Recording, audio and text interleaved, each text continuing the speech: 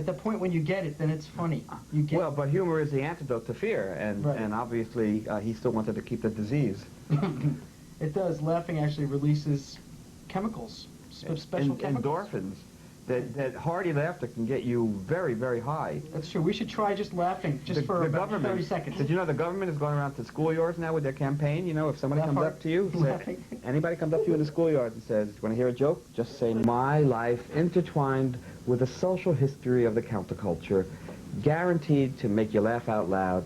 Somebody told me he even laughed in a New York subway. Now that's taking a risk. And this, as my friend Tuli Kupferberg. Have you been introduced? Yeah. Oh, hi. Oh, Paul. glad to meet you. I've followed you for a long time. You thought it was the FBI, but it was me. So here we are. I guess we're supposed to... Your book is full of stories that, or stories about things you did, reportage that you did that created a sort of, is this true or not atmosphere, question. So I have two stories for you that I'd like you, I'm going to put you to the test now. Okay, I'm ready. We were talking about circumcision in the first program. Did you know that in the 1st century, Alexandria, the Hellenic world had sort of taken over the entire culture of the Near East, the Middle East. And Alexandria was a center of Judaism. And the Jews, well, this includes other Jews too, but the Jews of that whole region became Hellenized, and the Greek culture was as important, say, the kids were crazy about it, the way the European kids are crazy about American culture, exactly in the same way. And one of the things that the Greeks did was that they had Olympics. And in the Olympics, some of the Greek Olympics were funny, for instance, and the Roman, well, did the Romans have it? Anyway, boxing, for instance, you boxed to the death sometime. You wore iron knuckles. But anyway, they had a lot of events. They had a lot. That's hysterical. They had a lot of events that were in the nude, wrestling and maybe running. And that's what Barry Diller and Ted Turner are doing right this minute.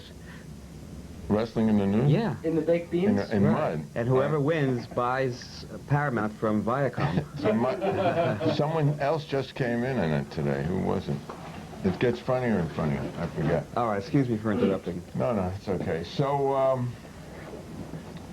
when the Jewish youth got naked, people could see that they were circumcised, and people would point to their pee-pee and say, "Ha ha ha." What? So they said we could say anything. Yeah. We don't have to couch our terms. We have to refer to the. You have to refer to the book for that reference. So anyway, the Jewish youth, the Jewish athlete, felt sort of very embarrassed, and an operation was invented by a Jewish doctor in Alexandria, actually, and it consisted in this: you took acid, and you poured it on what was left of the foreskin, and it fulginated. It's called fulgination, and the skin would grow out, and they would look as if they were circumcised. Now, that's the first part of the story. The other part of the story is that the rabbis didn't appreciate You mean uncircumcised, don't you? I mean uncircumcised. I'm sorry, right? I'm paying attention. I'm actually paying attention. And the rabbis didn't like this, but the other part of the story is this, that circumcision at that time, this was really easily possible because circumcision at that time just consisted in pulling out the foreskin and clipping it off. I hate when that happens. No, but it's just a little. It's done some places too now. It's called the French cut. So there was a lot of skin allowed. So they poured it on. So then the rabbis decided they didn't like it, and they decreed that from that time on, this is only like in the 1st century A.D., circumcision has to be the entire foreskin, down to where the sulcus it's called. So if anyone gives you, any religious Jewish person tells you how this goes back to Moses, that's bullshit. Also, according to the Talmud, if two sons die from circumcision, you don't have to circumcise the third son. And the Reformed Jews of Germany, for a period of about 80 years, never circumcised anyone. They would. All right, so that's the first story. The second story is much shorter. Did you know that in the Jewish temple, the second temple, it had a gold roof? and that could be seen far away. But it also had golden spikes on it. You know what for? So pigeons would not shit on it. Now, which of these stories are true and which are false? I would say that the first story is true and the second story is false, because pigeons will shit on anything. Yeah. Well, you can still see those spikes in New York. No, they're both true. Okay. Well, but did that discourage them? I don't know. Does it work here? Does it work here? I mean, they try everything. No, but they didn't have DDT but then. you're being anthropomorphic. I mean, we wouldn't shit on a spike, but a pigeon might, because they kind of hover above. You know, we get right on it. Well, it's obviously it doesn't work perfectly because they keep inventing new pigeon droppings. No, pigeon repellers, all kinds of nasty chemicals. So it didn't work. There you perfectly. go. More stock tips. Okay, folks, get those pigeon repellent bonds right away. It's gonna really stir up in the market because the spikes ain't working. Okay, the other question I wanted to ask you about. Oh, can I ask you who's knock knock joke first? Sure. Knock knock. Who's that? The interrupting cow. The interrupt. Moo. Thank you very much.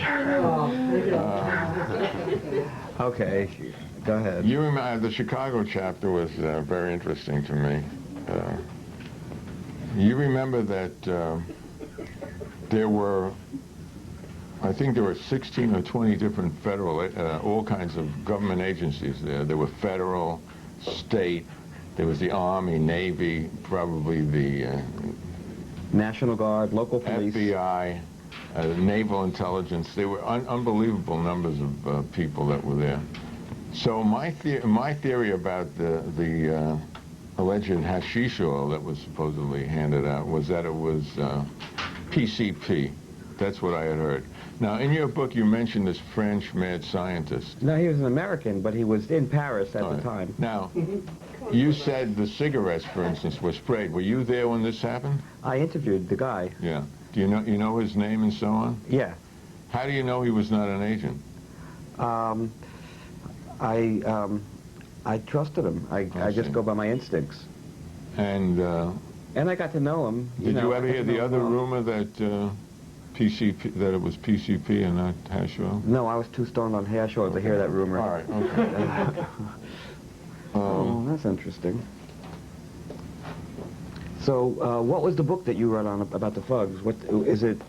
Totally fiction or totally nonfiction? Wouldn't you like to know?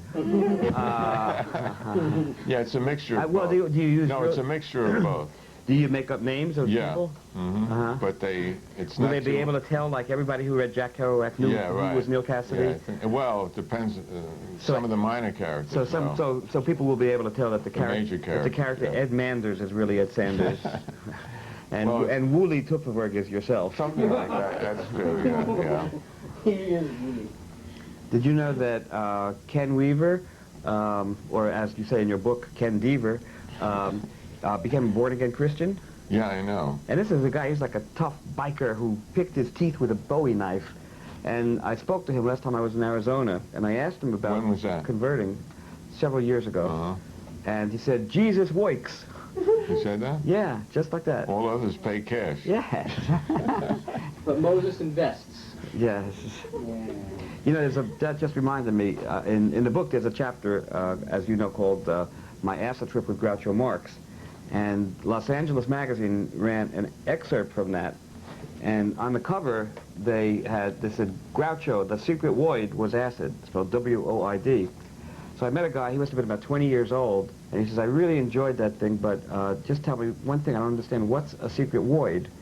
He had never seen the original You Bet Your Life, and he didn't know Groucho's New York accent, so he thought a secret void was some kind of mystical ceremony. You know, hey, mister, can I go to the secret void with you? I'll bring my own candles. Well, I don't think I ever. We got television late in my environment. When did you start watching? How old were you? Remember? Oh, I don't know, because I think they were with the. I don't remember the original ones from the reruns. Yeah, but I mean, when did TV? You grew up in Queens, right? Right. Did you have TV in your house? Yeah, started trying to speak Did to you have About- it? 1950 or so, I think we got it. And how old were you then? 1950, I was 18. Oh. Yeah, well, I remember seeing it when I was 25 or older. 25. Or The older. first time. I had it on all the time from like 5 years old on. TV or you bet TV your was life? never turned off. Oh, really? Really? So- And did your parents let you watch everything? Yeah. But there wasn't anything really on. No, that was great. Oh, it was the golden age. It was the best television. What city was that? Queens. Well, see, they didn't have then Beavis and Butthead setting fire to the place, so you know, it didn't. Did it affect you? You don't know how it. Oh, how it affected me deeply, tremendously. It probably led directly to this program. Absolutely. I spent my whole life just for this, just to have a television show so I could have revenge against the most of it. This is basically a revenge type of operation here. Well, you're the other side of that character on the HBO show Dream On, who was babysat from babyhood to adulthood on TV. And, I didn't say I was an adult. Huh? What, are you an adulterer? That's irrelevant. That's all right. Please tell us your Beavis and Butthead treatment for Hollywood. Oh, yes. You know, I have cast Beavis and Butthead as the Menendez brothers. I think they'll be really, hey, you want to kill Mom and Dad? I think that sucks. No, we could say we were sexually molested. Okay, that's cool. So, you know, but what I'm really afraid of is that when that verdict comes through, as we speak now, the trial is in progress, if those brothers get convicted, there's going to be rich white boys rioting all over Beverly Hills. You know, get me a shopping bag. I want to go to Rodeo Drive right now. This would be a case of prophylactic justice. Prophylactic justice. Yeah. Justice. So, like, you know, it's not because they necessarily deserve to get the electric chair or not, but it will set an example. Prophylactic justice. I see. Okay. You're the host. Say anything. Yeah, well, I was told I'm by going to make a a... cabin invitation in a minute. Which is what? Having a nervous breakdown? Becoming a manic depressive for the rest of your life, and then going on Howard Stern and boasting about it? Taking Prozac through a Pez dispenser? Is that what you mean? With a goofy head, an actual registered trademark goofy head. You know, I had William Kunstler on my show recently, and he talked a lot about high colonic enemas and how it might be good for the Mets. And now we have, well, it's not a regular enema. A colonic is sort of an enema with an ideology. And in Kunstler's case, a left-wing ideology. Kunstler's father was a proctologist. Is that right? Yeah, and he... Is that another true or false question? Yeah, no, actually it's true, I'll tell you right. And his father told him that those assholes are sending you through college, to law school. Oh, my. No, that's true. Oh, yeah. Just because you say it's true, you know, I mean, Jonathan Swift... No, ask Bill. Call him up. And ask him if asshole sent her through college? Yeah. He might think I'm talking about ROTC. But it's talking about the death penalty, if we could get serious for a year. Right. How did that come up? Right. Yeah, for the boys. Only assholes should get it. No, well, I'm opposed to punishment of any kind, but I'm How about so spanking? saintly. How about I'm so spanking a saintly. 27-year-old woman? Only if it's voluntary. Right. Okay. No, we're in. We It's just discussed mandatory. that in your book. It's beyond voluntary. But, you know, and it can't mandatory. inflict any kind of injury. Anyway, this lawyer whom I respect, I don't know, it might have been Kunstler, he said that no matter how wacky or crazy a murderer appears to be, if the public outrage is enough, the insanity defense is never permitted. I've seen that. I've seen that in cases, where somebody was, drank his victim's blood and so Yeah, forth. right. But it was right after the Dan White trial when he got away with that temporary insanity defense, and He used so. the sanity clause. Well, no one was outraged. No, at is it that. Christmas already? No, the general Ho, ho, ho. community wasn't that outraged by that. Just the gay community was. That's why he got such a light sentence. But he killed himself anyway, so it had a happy ending.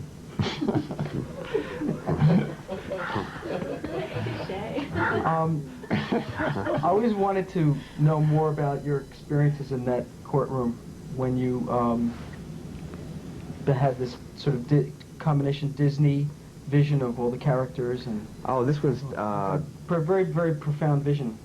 This was during the conspiracy trial in 1969 and 70.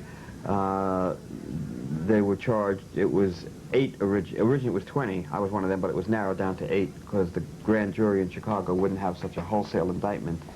And it was 8, and then Bobby Seale wanted his lawyer was sick, and they were going to have a separate trial, and they tied and bound him in a chair during part of the trial. It was a shocking thing to see on TV. You saw the charcoal images of it because they weren't allowed to have a camera in the courtroom then. And so the Chicago 7 were charged with crossing state lines in order to incite a riot. And I was a witness in the case. And I decided to take LSD before I testified. Good move. Call me a sentimental fool. But, yes, maybe that's why the title, Confessions of a Raving Unconfined Nut, fits. That's me, folks. Right, that complete story is in there now. I'm just paraphrasing it.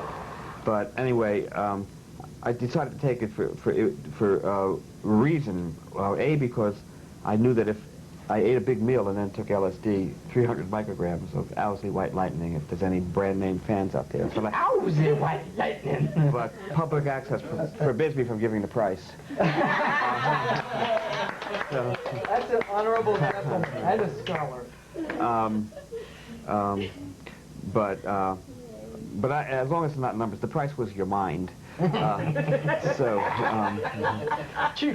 Yeah, cheap at any price. I have half a mind to... No, okay. So, let me give you a piece of my mind. Oops, there's nothing left. Yeah, I can take care of that. I can fix that. I wonder what he's going to get. I have a brain transplant machine over here. A brain transplant Very machine. useful for this type of thing. Right. So, How did you know I needed one? I don't know. Well, it's not so much what you need, it's what I need. Because in my other incantations as Igor, I perform this type of thing. I don't know if this will fit. It's sort of a one-size-fits-all. I don't know. Is that comfortable? And Is it working? Now can I play the piano again? Did you used to be able to? No. It's not going to work. Damn. All right. So I guess, I don't know, I could plug this in and... I don't know why, Dave, but I seem to have forgotten the question. Oh. No, I mean, will this help me remember? Oh, that's right. Oh, We're yes, starting right. with- well, maybe you just have to read the book. Oh, yes, right. You know, it's very difficult to hold an intellectual conversation this way, but I'll try. Well, so I took the LSD because I wanted to throw up in court, and that would be my theatrical statement. You couldn't just eat some McDonald's or something like that before going in? No, but I had LSD timed. I see. Time, You know, you had a time. take it 20 minutes after a big meal, and you would throw up. So that would be my theatrical statement on the trial, and but I also wouldn't have to memorize a bunch of names and dates that way and places. Good, like a history exam. So you know, I would just plan. You know, the prosecutor would say, "Now, where did this meeting take place of the Yippies?" And I would go, bleh. And they couldn't charge me with contempt of court because they didn't know that I had done it on purpose. So, you know, the judge would just say, "Bailiff, get him out of here." And I'd just get one good projectile at the judge's podium. Coming at you. Like an eruption. And once again, you know, they wouldn't see a photograph of this, but the court artist would get this, you know, in green and gold charcoal for the 11 o'clock news. So, so that was my fantasy of how it would happen. Didn't go that way. Well, no, I was in the waiting room, and 20 minutes after I took the acid, and everything is just beginning to swirl around in day-glow colors and pastels, and the furniture is kind of, just kind of vibrating gently. And then suddenly it turns into a Looney Tunes cartoon. And this was at the precise moment that I was brought into the courtroom by Tom Hayden and Jerry Rubin, or as I perceived them, Tom and Jerry. And so I proceeded to testify. Some people thought it was irresponsible, mainly the defendants. But, you know. So you caught a little flack, you know. Yeah. And, let's see. It was, the judge looked like Elmer Fudd. Wait, I feel like right? I'm being channeled through The this judge. by Dr. Ruth. Okay. I don't know. If you had, is your No. brain, is it coming back to you? As long you're coming back, as long as you wear a condom, yes. Oh, don't worry, a premature ejaculation. Don't worry, another one will come along soon, just like a bus. Well, okay, I'm okay now. Boy, this thing is really good. Is it working? Is Yeah. it working? Ladies and gentlemen, this is Paul Krassner, publisher and Zen bastard. And if you want to know why that's the case and why you shouldn't be upset about it, you'll just have to read Confessions of a Raving Unconfined Nut. And send me your sexual questions. I will masturbate on them. Can you say Zen on public access? Now and then. Yeah, you gotta sneak it in. You gotta sneak Bada it in. boom, bada boom. Yes, yes. Let's see. Can I have this tape? I want to use it for my resume. You like it? Yeah, you can make a reel. Or maybe on those dating services. That's right. Looking for the perfect mate. You know, maybe we have something in common. I can't imagine what. Send it to Dr. Ruth. Oh, yeah. Yeah. That's right. Well, you know, she's a from pro, reading I this think. book, it never seems like, you know, it seems like you have had a very interesting and rich sex life with lots of interesting people. A nun? Oh, but no, this With was a nun once? she was just. This was Margot St. James. She was wearing a nun's costume, Just dressed up like a nun. but she wasn't really a nun. Yeah, exactly. Acting like I'm not really. Then she wasn't a And she nun. had a button underneath her habit and it was a good habit. And it said, chastity is its own punishment. So, just to keep herself pure. Mm-hmm.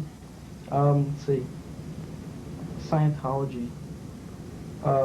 You know, didn't they just recently win a case that they can be treated like tax exempt as though they're a religion? I thought Isn't they that won what that just long happened? ago, and I thought it was being challenged. Well, I think that they finally won it. They got it. They're not a religion, but they got tax exemption. How can that be?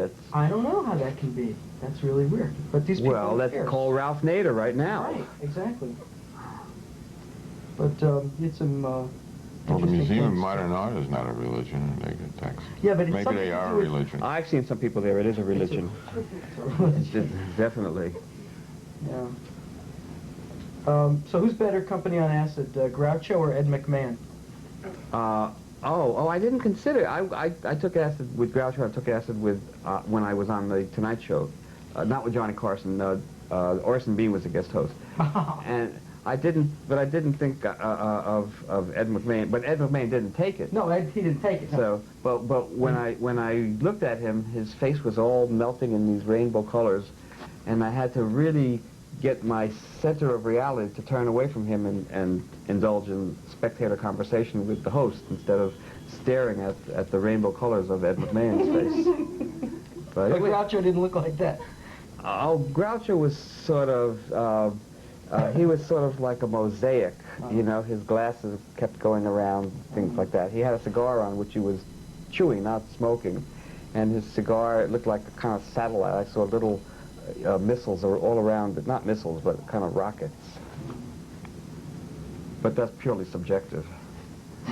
I don't want to. You can't tell the difference at a certain point between the subjective and the. No, I like to know that this is happening because I'm tripping and not because I don't know what I'm perceiving. Right.